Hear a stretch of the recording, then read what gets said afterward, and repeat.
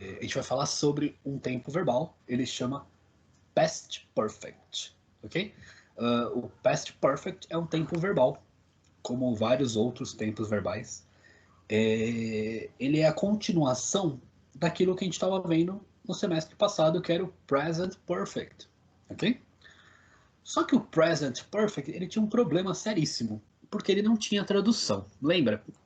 A gente falava de Present Perfect, a gente falava assim, nossa, qual será o tempo verbal do Present Perfect? Como que eu traduzo uma frase? Como que eu represento essa frase? Então eu não tinha isso. O Past Perfect tem. Ele tem uma tradução e ele tem uma representação na nossa língua. O Past Perfect ele é o tal do pretérito mais que perfeito. Aí você vai falar, pô, professor, eu nem uso pretérito mais que perfeito, eu não sei nem para que serve. Devia saber para que serve. Por quê? Porque o pretérito mais que perfeito ele é muito importante na hora que você faz uma construção, principalmente de redação. Então, uma construção argumentativa, ela é muito interessante de você usar o pretérito mais que perfeito. O pretérito mais que perfeito, ele é aquele passado do passado. Lembra disso? Nós temos em português três passados. Nós temos o passado perfeito, o passado imperfeito e nós temos o tal do pretérito mais que perfeito. Tá bom? Fala aí. Pode falar se precisar, tá? O pretérito mais que perfeito, ele seria o passado do passado. Ou seja, ele é usado para você falar de uma ação que aconteceu no passado, mas antes até do que uma outra ação que também aconteceu no passado. Por exemplo, e eu sempre dou esse exemplo, olha, de manhã, era 10 horas da manhã, eu fui lá na casa do meu amigo, e depois, quando era meio-dia, eu fui almoçar com a minha mãe. Então, e tudo isso aconteceu ontem. Então você percebe, eu tenho duas ações no passado, mas uma aconteceu mais no passado e outra aconteceu menos no passado. Então, se eu for fazer uma frase dessa em português, eu falaria assim: de manhã, ou ontem pela manhã, eu fora à casa de meu amigo e depois eu almocei com a minha mãe. Você percebe? Eu tenho passado e tenho um outro passado. Tem um tempo verbal aí, ok? Por que, que isso é importante na hora da escrita e numa redação? Porque fazendo só essa frase, você já consegue evitar de ter que falar, olha, primeiro aconteceu isso, depois aconteceu isso. Você não precisa disso. Você já vai de uma vez só. Então, por exemplo, você pode, numa argumentativa, falar que, sei lá, vamos fazer uma argumentativa sobre o direito dos votos.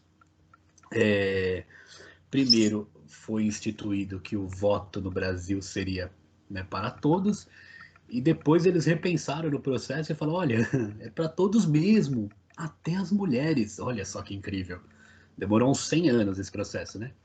Então a gente primeiro tem uma implementação de uma democracia que não era democrática, e depois você tem uma implementação democrática, né, de verdade. Então você vê, eu tenho duas ações. Às vezes eu não sei quando elas aconteceram, mas eu sei que foi assim.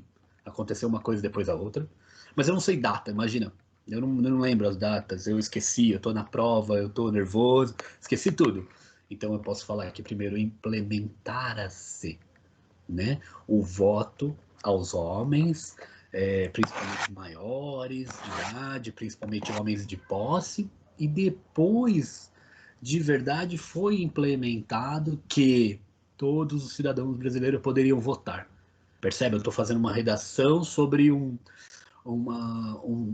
tema que é, por exemplo, o voto livre, né, ou o direito ao voto. Né? Então, imagina, eu não lembro as datas, mas eu consegui explicar para o meu leitor que uma coisa aconteceu antes e uma coisa aconteceu depois. E eu consegui explicar isso usando a gramática apenas. Então é muito legal, isso vale bastante ponto. Mostra que é uma pessoa que sabe usar a língua para para se pronunciar, mas assim, para se fazer entender. E ele faz isso de forma fácil, entendeu? Então, assim, a gente precisaria estudar um pouco melhor o pretérito mais que perfeito. E não só estudar, mas usá-lo. de verdade. Eu sei que na fala ele quase não é usado, mas na escrita ele é. Então a gente tem que também sair e desassociar dessa coisa fala e escrita, tá bom? Qualquer dúvida pode encher o saco da Cida. A Cida é ótima em gramática, então ela não vai ter nenhum problema de explicar para vocês, tá? E o que eu quero falar com tudo isso é que isso também existe no inglês. Além de ele existir no português, ele existe no inglês. E ele é chamado de past perfect, ok? Vamos ver aqui um pouco sobre ele. Ah, eu já falei disso aqui, foi mal, né? Eu já expliquei. Mas é isso aí, o pretérito mais que perfeito é um tempo pouco usado de forma popular, mas ele é muito importante, muito necessário, né? Então também, o que é o pretérito mais que perfeito? Né? Ele é o passado que acontece antes do passado, certo? Mas vamos ver ele em inglês. Isso aqui eu já falei também.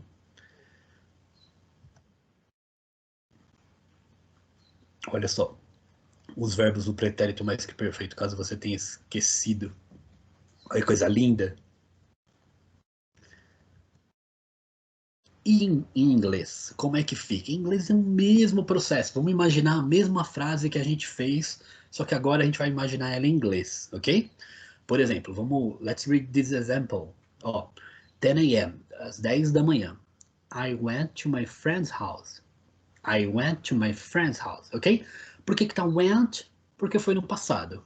Lembra que went é o passado de go? Lembra disso? Olha, e ao meio-dia? Ao meio-dia, I went to the mall with my mom. Eu fui para o shopping com a minha mãe, ok? Então eu tenho duas frases que aconteceram no passado, mas uma aconteceu mais no passado. Tudo certo? Então como que ficaria essas frases? Ó, olha aqui embaixo. I had gone to my friend's house. Then, então, I went to the mall with my mom. Ok? Olha lá de novo. I had gone to my friend's house, then I went to the mall with my mom. So, eu tenho duas frases no passado e aqui já ficou claro que essa primeira frase ela está mais no passado. Mas olha como que ficou a construção dessa frase. Ao invés do verbo went, virou um auxiliar had, olha esse had aqui, ele surgiu e o verbo went, ele foi para a terceira coluna. Lembra as colunas do verbo go? A primeira era go, a segunda era went e a terceira era gone. E aí ficou o quê? Had gone. Look here. Eu fora na casa de meu amigo. Eu fora na casa de meu amigo fica em inglês I had gone to my friend's house. I had gone to my friend's house. Tudo bem? Fácil isso? O que que a gente acabou criando? A gente acabou surgindo um had, ok? O had é o auxiliar. E depois ainda surgiu um verbo aqui que é o verbo gone, ok? Então, como que é uma frase no past perfect? The past perfect tenses are made using the auxiliary had plus the verb in third form. Então, como que eu faço uma frase? Eu uso o auxiliar had mais o verbo na terceira forma, ok? Had mais verbo. Olha aqui. I had gone, she had gone, they had gone. Lembrando então que o verbo go no passado é went e no participo é gone. Vamos ver mais frases? Ó, so, né?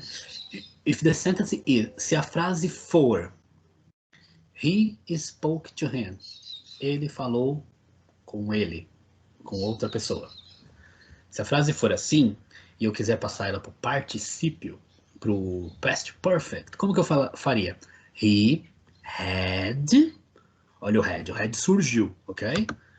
Deixa eu pegar uma caneta aqui.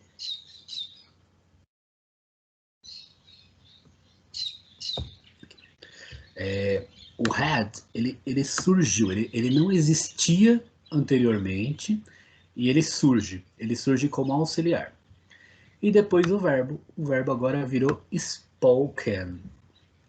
Lembrar que o verbo spoke está no passado e o verbo spoken está no particípio. Segunda coluna, terceira coluna, ok? Então é diferente, são verbos diferentes. São verbos diferentes? Não, o verbo é o mesmo, mas são flexões diferentes, ok? Ó, vamos aqui, ó. You bought a new car. Você comprou um carro novo. You bought a new car. Bought é o verbo buy no passado. Não é buy de buy, não. É buy de comprar, ok? Lembra do verbo buy? Deixa eu ver se eu consigo escrever aqui com essa caneta. Coisa linda. Ó, buy. Isso é um Y. Isso, ficou bonito, ó. Buy. O bought é o verbo buy no passado, ok? Olha como ficaria no past perfect. You, olha o had surgiu, bought a new car. Pô, professor, mas não mudou. Por que que não mudou? Vai lá naquela lista de verbos que eu sempre mando para vocês. Dá uma olhada no verbo buy. Você vai ver que na segunda coluna é bought, mas na terceira coluna é bought também. Não é culpa minha. Esse verbo não muda. Ok? Então, não tem o que fazer. Ai, aqui tá errado. Tá escrito errado, falta um T. O professor tava com sono na hora que fez a aula. Não percebeu. Reading é com 2 T's. Desculpa aí. Depois eu arrumo antes de enviar isso aqui. Vamos lá. They wrote a book. Eles escreveram um livro. They wrote a book. Olha aqui como fica. They had written a book. Ok? Aqui embaixo. She graduated. Ela se graduou, ela se formou. Que frase feia, né?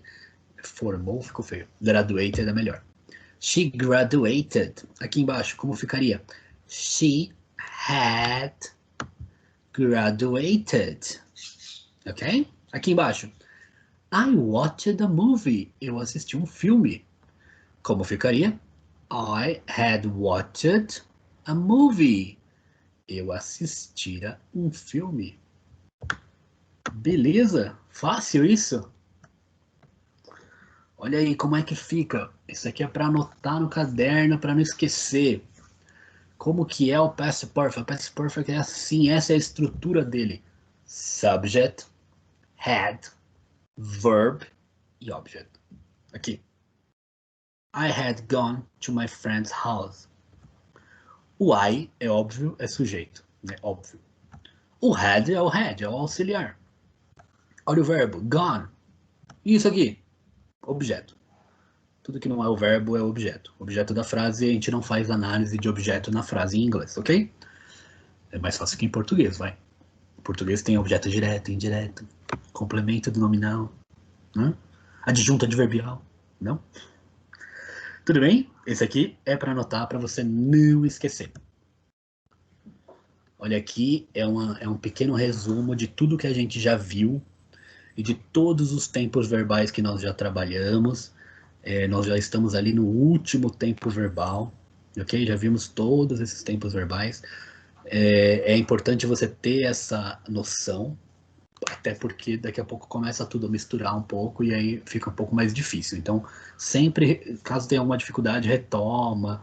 Putz, eu não lembro como que é o passado. Retoma um pouquinho, porque daqui a pouco pode começar a misturar. A gente tá aqui, ó, past perfect, aqui no último.